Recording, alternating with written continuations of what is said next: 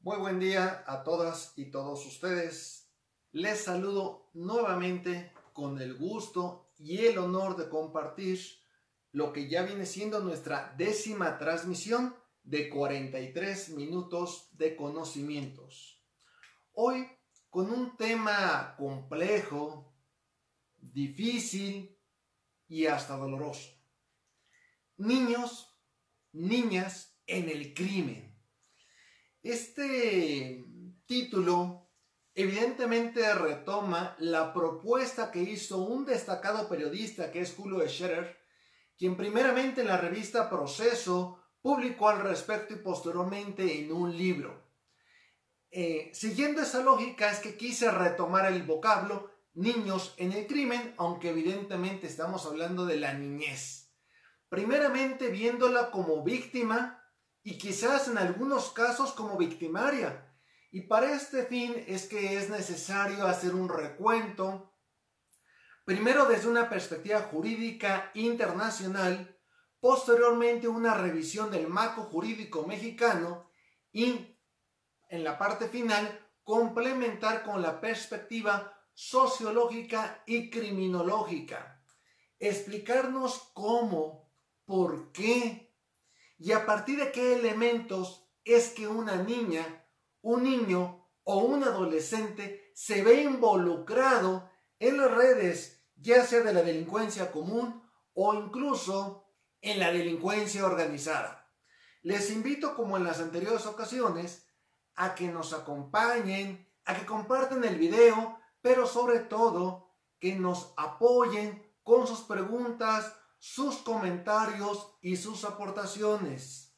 Saben que la finalidad es que este periodo de cuarentena lo aprovechemos construyendo conocimiento. Y en este caso, como decíamos en el preámbulo, trabajando un tema que quizás hemos visto en los medios de comunicación, pero que existe relativa poca literatura. Por eso, igual que otras ocasiones, inicio estos primeros comentarios presentándoles 3 obras que someto a su amable consideración. El primero de estos libros se llama La ejecución de medidas aplicadas a los adolescentes infractores. Como su título lleva, un acercamiento al garantismo, lo publica el Instituto Nacional de Ciencias Penales y la autora es Sofía Cobo Telles.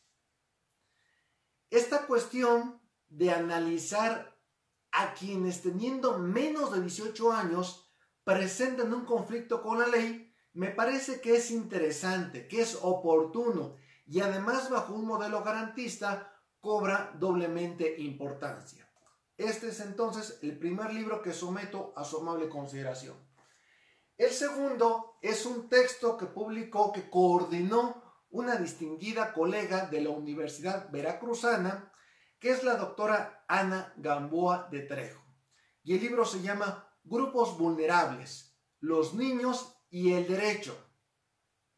Esta obra en la cual participan diferentes colegas de un cuerpo académico justamente de esta universidad, la Universidad Veracruzana, y en el cual se analizan varias perspectivas muy interesantes y que también los invito a que lo puedan consultar.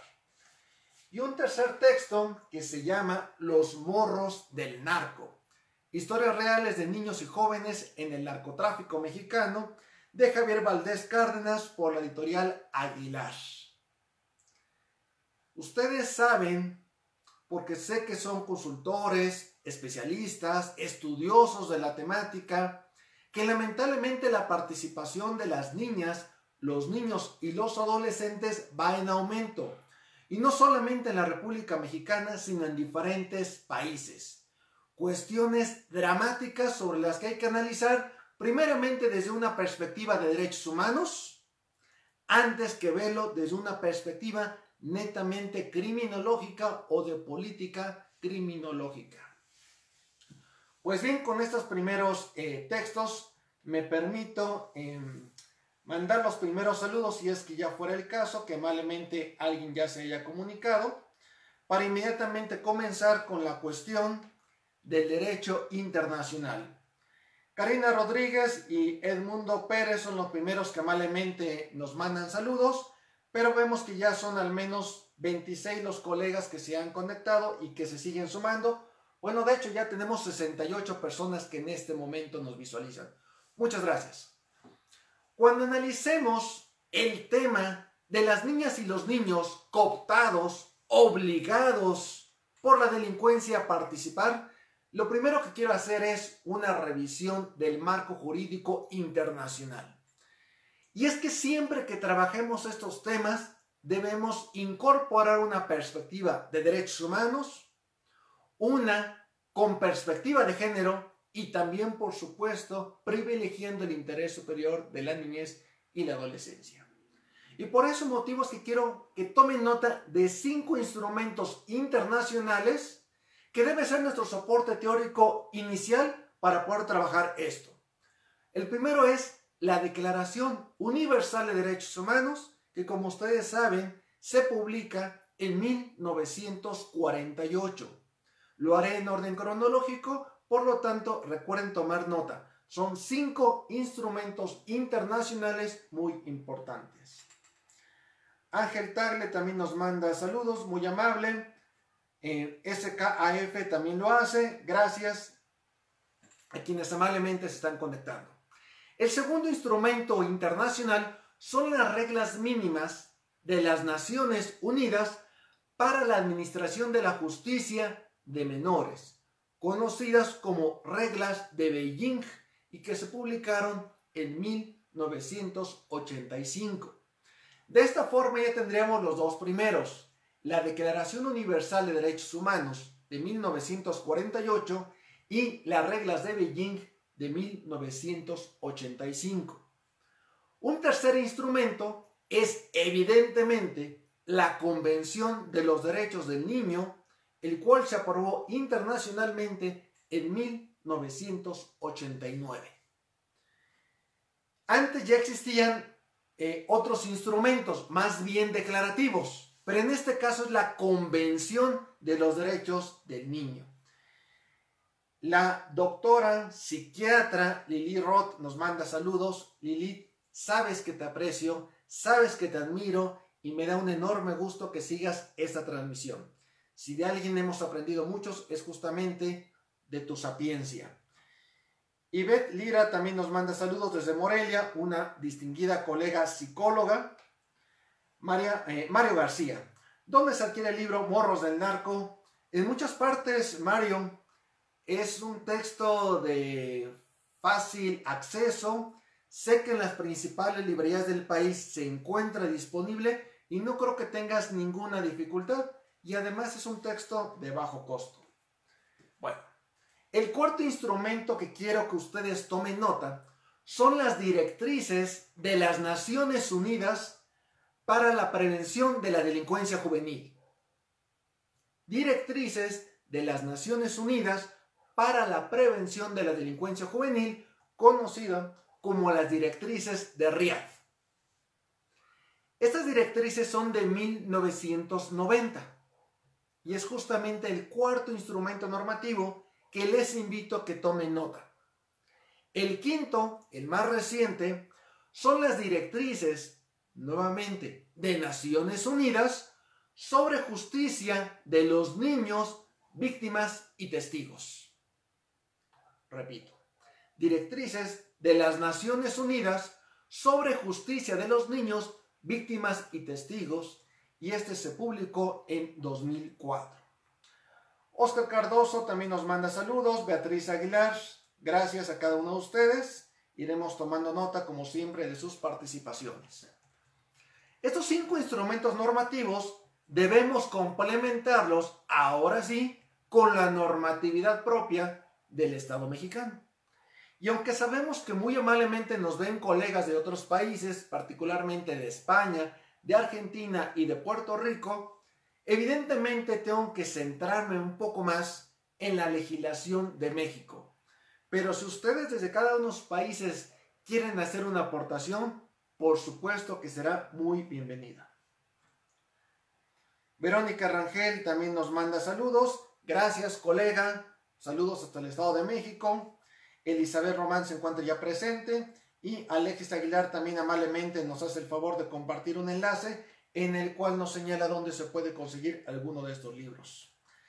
Esmeralda Martínez Lara, también colega del Estado de México, con quien he compartido en diferentes congresos, y José Luis Vegas, quien conocemos todos como pana, amigo venezolano, y que ahora tenemos la dicha de contar con él en México. Permítame seguir avanzando. En nuestro país tenemos la Constitución Política de los Estados Unidos Mexicanos. Y particularmente en este caso debemos revisar con puntualidad el artículo 18 constitucional, en el cual, entre otros temas, va a hablar sobre la justicia penal para adolescentes. Recuerden, artículo 18 constitucional, hay que revisarlo. En este artículo van a establecerse varios fines, en los cuales justamente se plantea para qué se tiene que intervenir desde el Estado con esta población, que si bien en un momento dado transgredió el orden normativo, también es sujeto de protección nacional e internacional. Dentro de los fines destaca la reinserción social, la reintegración social y familiar y, tercer punto y muy interesante, el pleno desarrollo personal. Bajo esta lógica, queda claro que no se busca castigar, sancionar a aquella persona menor de edad que por diferentes motivos se vio obligada o se motivó para transgredir el orden jurídico. Esos son los fines: la reinserción social, la reintegración social y familiar y el pleno desarrollo de la persona. Sol Juárez nuevamente nos acompaña desde la Universidad de Morelos. Muchas gracias, sabemos que varios colegas de allá nos siguen. Reina del Carmen, buenos días. Luz Margarita igualmente nos manda saludos. Gracias a cada uno de ustedes. Siguiendo el artículo 18 constitucional, ahí se establece que se va a hacer para las personas que tienen entre 12 años y menos de 18 años, lo que cae en la categoría de adolescentes. Recuerden que para el mundo, y así lo establecerá la diferente normatividad en la cual se apoya UNICEF o Fondo de las Naciones Unidas para la Infancia, solamente existe población mayor de 18 o menos de 18. Pero en México tenemos otra categoría que son los adolescentes, personas entre 12 años cumplidos y menos de 18 años. Y justamente apoyándonos con el artículo 18 constitucional, se establece que son diferentes las medidas de intervención y de acompañamiento que van a realizar las autoridades. Y uno dirá, ¿qué medidas? Bueno, varía dependiendo del grupo etario. Si se trata de menores de 12 años, o sea, son niñas y niños, las medidas son exclusivamente de asistencia social. Y deben ser medidas en externación. Quiere decir que no se puede justificar una medida en internación. Pero en este caso, porque son menores de 12 años y únicamente requieren medidas de asistencia social. Cuando hablamos en general, de a partir de 12 y menos de 18, van a hablar de tres tipos de medidas, que son las de orientación, las de protección y las de tratamiento. Esto es importante porque ya veremos una pequeña diferencia que se establece con la Ley Nacional del Sistema Integral de Justicia Penal para Adolescentes, pero eso en un momento más lo comentamos. En este caso planteamos que hay tres medidas de orientación, de protección y de tratamiento para la población entre 12 años y menos de 18. Aquí mismo también se va a establecer que se requieren autoridades especializadas, tanto en la procuración como en la impartición de justicia. Vocablo el de especializadas, que es objeto de controversia, porque eso implicaría en un primer momento una especialidad, que como tal, ustedes saben que viene después de una licenciatura. Sin embargo, no siempre exige la palabra especialidad en un sentido rígido.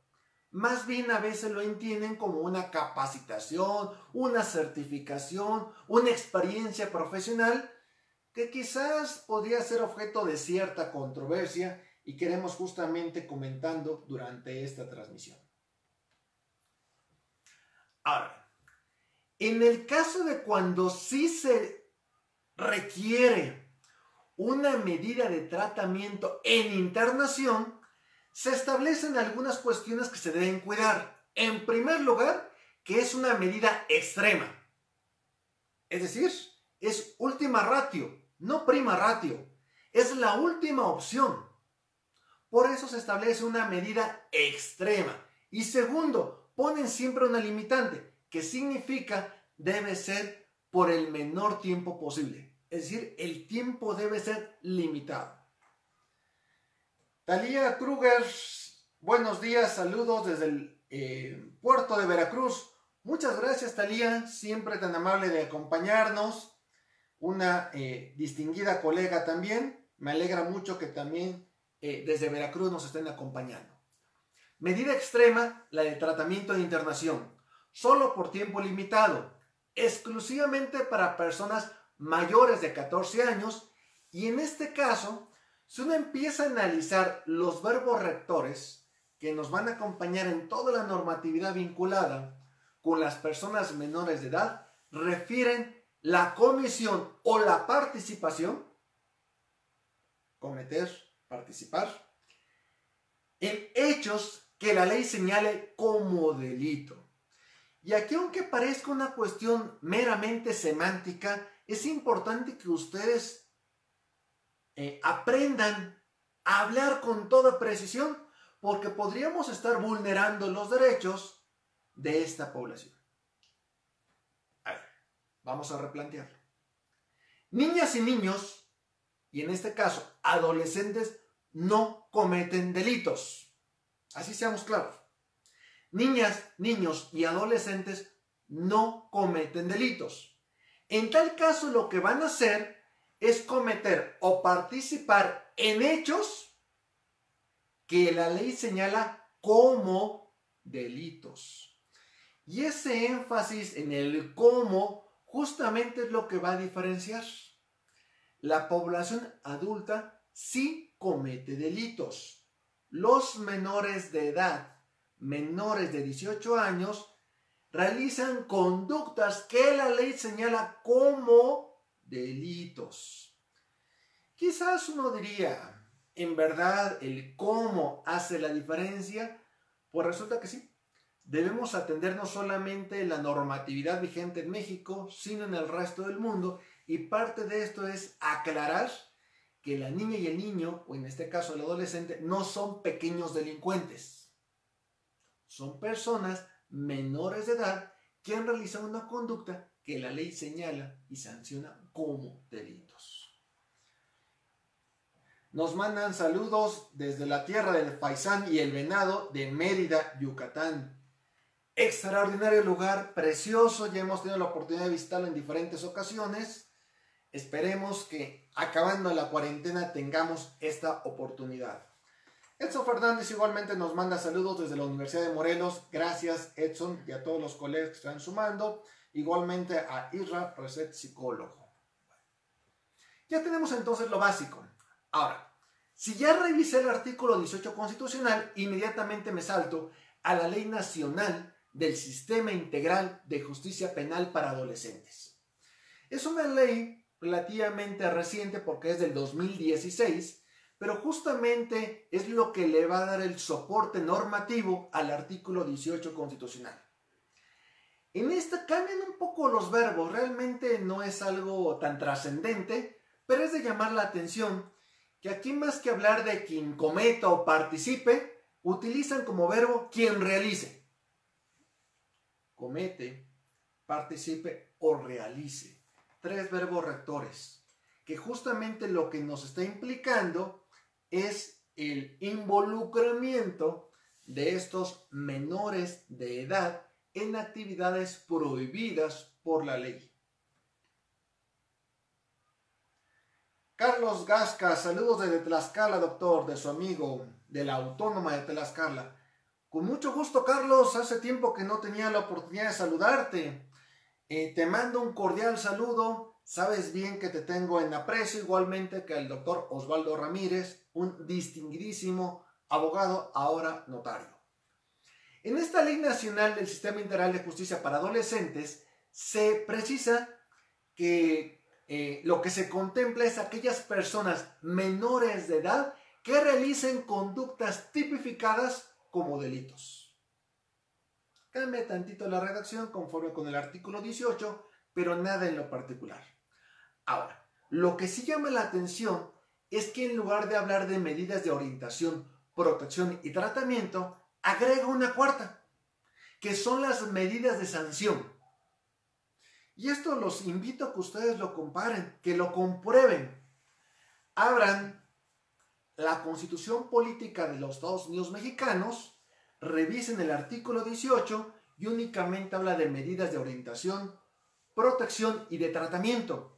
Pero si hago el contraste con la Ley Nacional del Sistema Integral de Justicia para Adolescentes, aquí dice también medidas de sanción.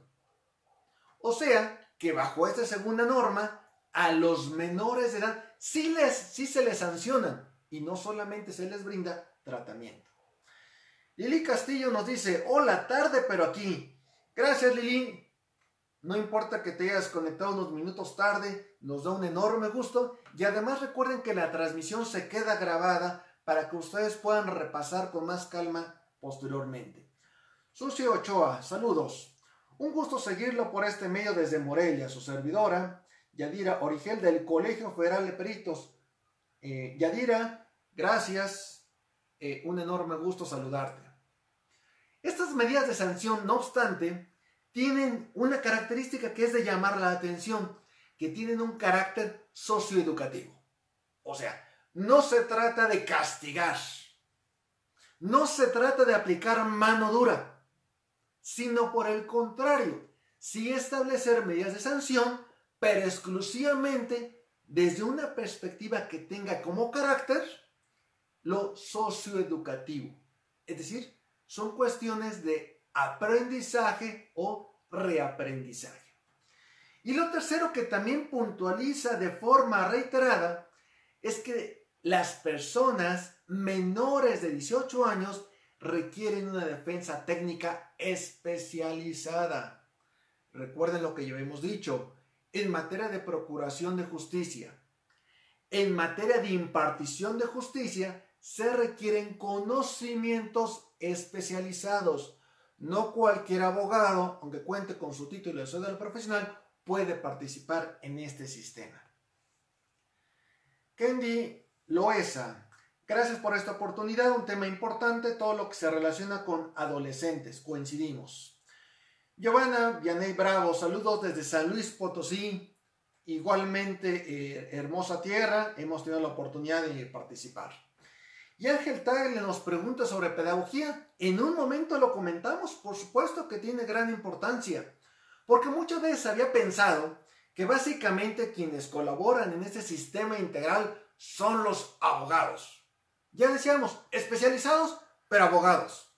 Y por supuesto que son fundamentales, pero les invito a que revisemos de esta misma ley nacional el artículo 75.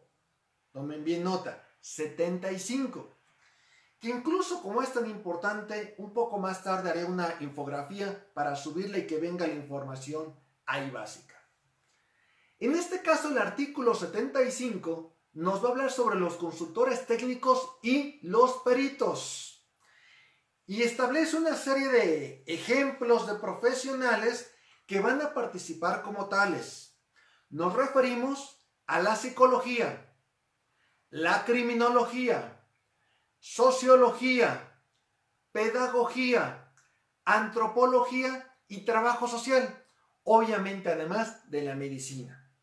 Pero vean qué interesante, porque muchas veces se pensó, en primer lugar, que era trabajo de abogados. Luego dijeron, bueno, metamos a los médicos. El siguiente enfoque fue el psicológico. Después, como se trata de algo socioeducativo, dijeron pedagogos.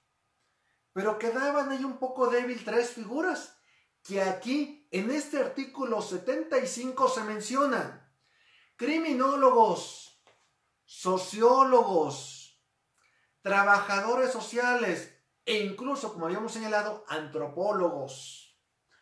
Muchas veces los colegas dicen: es que no encuentro oportunidades laborales, es que no sé en qué área especializarme. Aquí está una respuesta.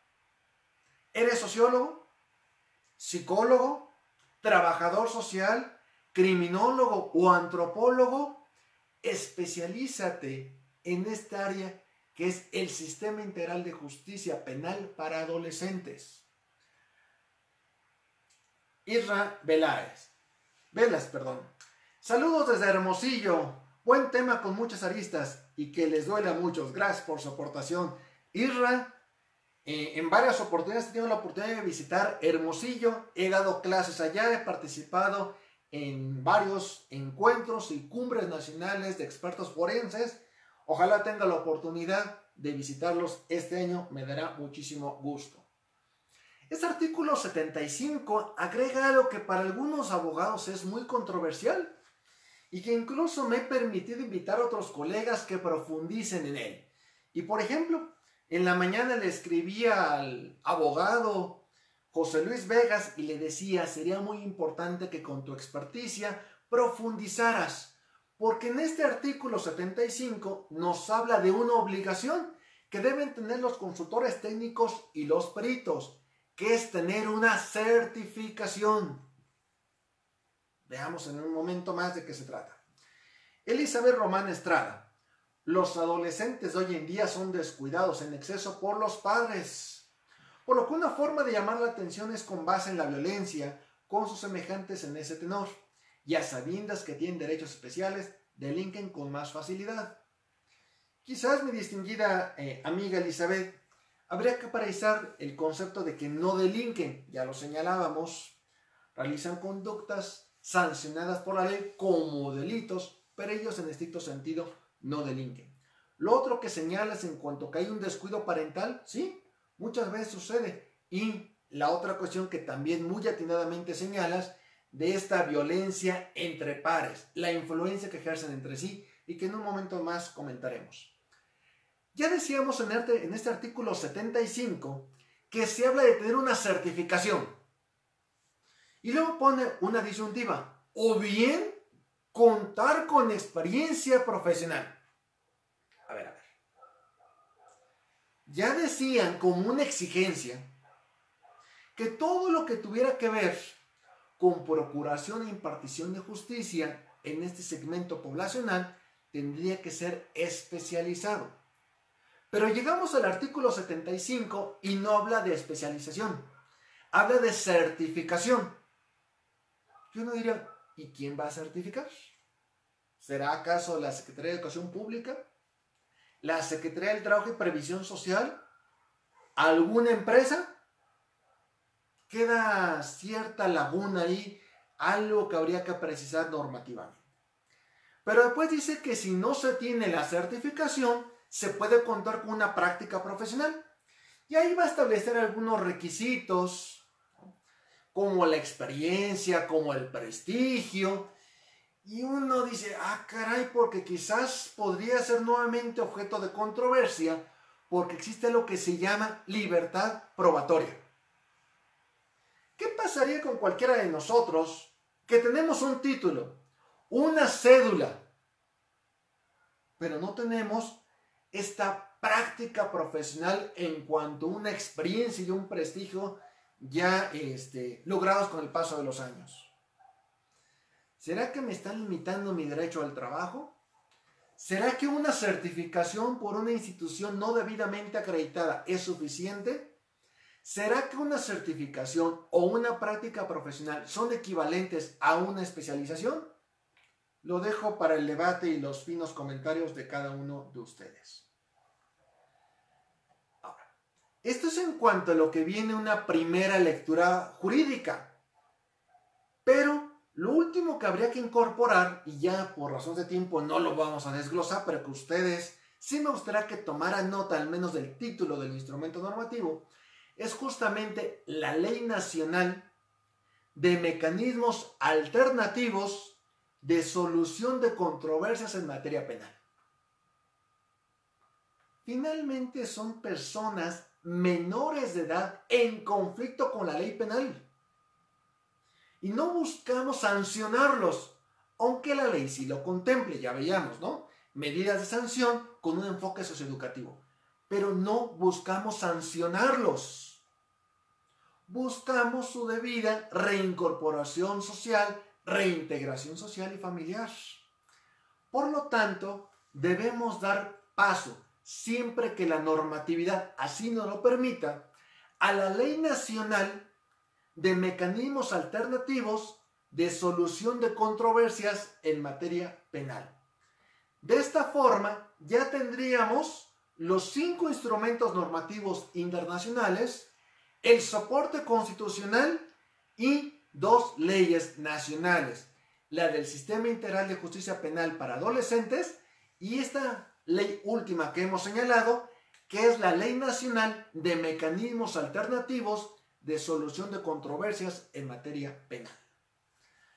José Luis Vegas, colega que hace un momento mencionábamos, nos señala: es bueno acotar que según Europol, entre paréntesis, Policía Europea, en esta época de pandemia, los delitos que más repunte han tenido son los informáticos o cibernéticos. Y de ellos el que ha crecido exponencialmente es el grooming. Por ello es necesario que los padres estén pendientes de los niños y adolescentes, pues sabemos que las clases se están dictando vía web. Muchas gracias, colega José Luis Vegas. Tomamos nota. Y además porque sabemos que uno de tus intereses fundamentales es justamente prevenir, atender y erradicar el grave problema del grooming. ¿Qué es este concepto? Varía en cada diccionario, en cada normatividad, pero en general es esa suerte de acoso erótico sexual que realizan adultos en contra de personas menores de edad por medios digitales, cibernéticos o telemáticos. En esta época de confinamiento, donde mucho se realiza a través de la internet y de otros medios digitales, justamente este ciberacoso es algo dañino, algo que hay que poner la alerta, y me alegra mucho que lo comentes. En este momento también se nos une Rocío Ramos, colega de la Universidad Nacional Autónoma de México, con quien compartimos aulas hace algunos años. Chío Ramos, saludos fraternales. Niños en el crimen es el título de este conversatorio. Ya veíamos todo el andamiaje jurídico, pero permítame empezarle a incorporar un enfoque más sociológico y criminológico, porque las niñas, los niños y los adolescentes lamentablemente están siendo cooptados, decíamos, o por la delincuencia común o por la delincuencia organizada. Y tenemos lamentables casos de que esta población se está convirtiendo, muchas veces obligado, pero se está convirtiendo en sicarios o en miembros de los grupos de autodefensa urbana o de las policías comunitarias, particularmente en el caso de nuestro país, en Michoacán y en Guerrero. Atenea Gómez Recalde, saludos desde Isla Mujeres, Quintana Roo. Gracias por compartir los conocimientos. Atenea, hay que visitar pronto Quintana Roo. Hace un par de meses estuve justamente en Cancún, he estado en Chetumal, pero Isla Mujeres es una joya paradisíaca y en cuanto tengamos oportunidad estaremos transmitiendo, si así podemos, 43 minutos de conocimientos desde Isla Mujeres. Me encantaría. Pero bueno, ya señalábamos la participación en el sicariato, en grupos de autodefensa urbana, en policías comunitarias. Difícil, doloroso. Hemos visto las imágenes en televisión, hemos leído los reportajes en los cuales las niñas, los niños y los adolescentes aparecen con un arma. Y también lamentablemente los hemos visto como víctimas. Es decir, hay una situación de enfrentamiento, de confrontación armada, en la cual llegan a perder la vida. Y eso no lo debemos permitir. No debemos permitir ni ignorar el tema, ni trabajarlo superficialmente. La niñez en el crimen implica un fracaso importante de las políticas públicas, tanto en materia de seguridad como en materia de procuración y administración de justicia. Son cuestiones dolorosas, difíciles y que urge atender. Y por eso este conversatorio es una invitación a que ustedes lo hagan. Sabemos que nos siguen de varios países. Queremos compartir experiencias. Queremos que ustedes nos digan cómo está la legislación en cada una de sus naciones y qué estrategias exitosas se han implementado justamente para erradicar estos flagelos sociales. Si además nos vamos preguntando, ya decíamos, desde un enfoque más bien sociológico y criminológico, el por qué se van involucrando, habrá que considerar que la violencia se da por aprendizaje y por imitación. Es decir, hay que considerar elementos psicológicos o de la personalidad, pero también familiares, comunitarios y sociales. Quizás un enfoque amplio desde la teoría de la acción nos permite dar este primer acercamiento y podríamos incorporar un enfoque desde la teoría de la estructuración, de tal forma que analicemos al mismo tiempo la parte estructural, sistémica y todo lo que tenga que ver con la personalidad. De estos puntos quiero destacar 6 elementos que someto a su amable consideración para que ustedes los vayan perfeccionando, los critiquen, los adicionen. Un primer elemento son las adicciones. Y no solamente me refiero a sustancias químicas, adicciones en general, incluyendo estos primeros consumos de alcohol, del tabaco, que finalmente son medios inductores para adicciones más dañinas. Todo tipo de adicciones son graves, sobre todo si quien se ve afectado es una persona menor de 18 años. Cristóbal Sandoval nos manda saludos desde Tijuana, Baja California. A ti, mi querido Cristóbal, y a todos los colegas de SOCFOR, les mando un abrazo.